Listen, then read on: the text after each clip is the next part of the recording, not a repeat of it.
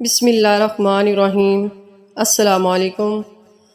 فرمان مصطفیٰ صلی اللہ علیہ وآلہ وسلم ہے، جس شخص نے یہ وظیفہ روز عید 300 بار پڑھ لیا، سبحان اللہ و بحمدہ، سبحان اللہ و بحمدہ، اور پھر اس کا ثواب اس نے تمام مسلمانوں کو بخش دیا، تو ان میں ہر ایک کی قبر میں 1000 نور داخل ہوں گے، اور جب پڑھنے والا آدمی خود وفات پائے گا تو اس کی قبر کے اندر 1000 انوار اللہ داخل فرمائے گا۔